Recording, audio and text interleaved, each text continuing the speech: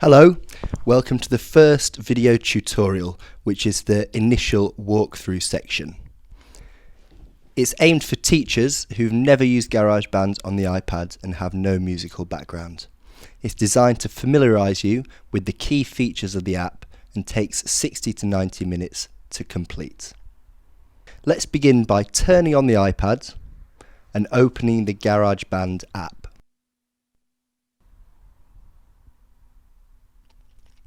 When you open GarageBand for the first time, you will be presented with a carousel of all the available instruments.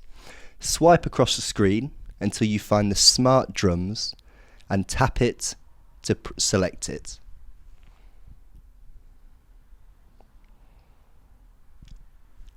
We're presented with a matrix containing two parameters: volume, loud to quiet, and rhythmic complexity. Each column offers a different rhythmic pattern. Press and hold the hi-hat and drag it into a square on the matrix. Repeat this with the kick and the snare and another drum of your choice until you have a drum beat you're happy with.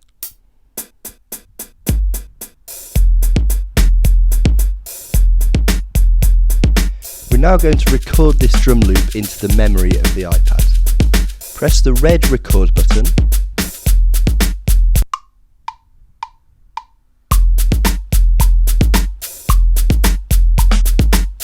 you can see the drum part is being recorded in real time.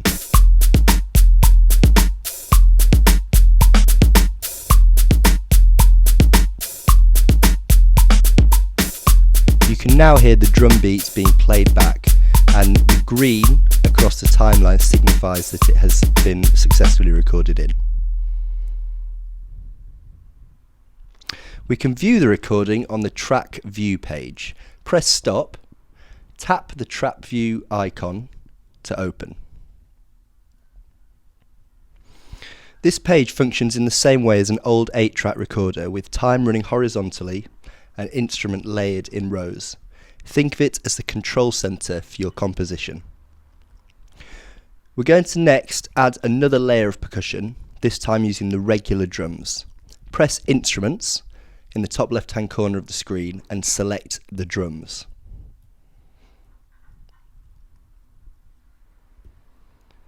We're going to change the style of the drum kit by tapping on the Classic Studio Kit and selecting the Classic Drum Machine. Say your full name out loud and practice clapping along to each syllable. Maria Stanley. Maria Stanley. Press play at the top of the screen to begin playback of your previous drum beats. See if you can find a rhythm using your name that fits with your beats. Instead of hand clapping to the beats, try tapping the hand clap to the same rhythm. To record, press rewind to make sure your recording will begin at the start of the loop, so stop and then rewind. Then hit record as before. Notice the 4 clicks before you count in and then begin adding the hand claps.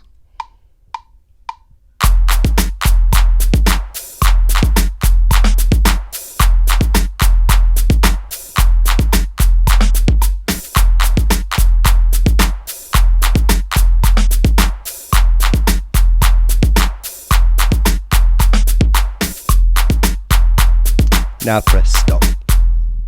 If you're unhappy with the recording, you can hit undo and begin again. The final layer of percussion will be chosen from GarageBand's loop library.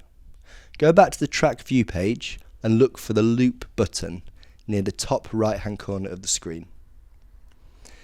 Here we find dozens of inbuilt loops from a variety of instruments.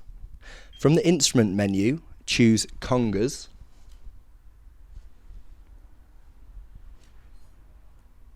and preview some of the loops by tapping on them once.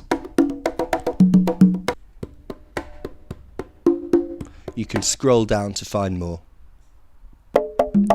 Choose one of the conga loops and drag it into the space below your last drum track.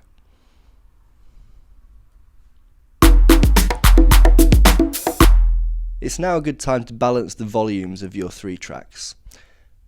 Open the track controls, press play, and alter the volumes as necessary.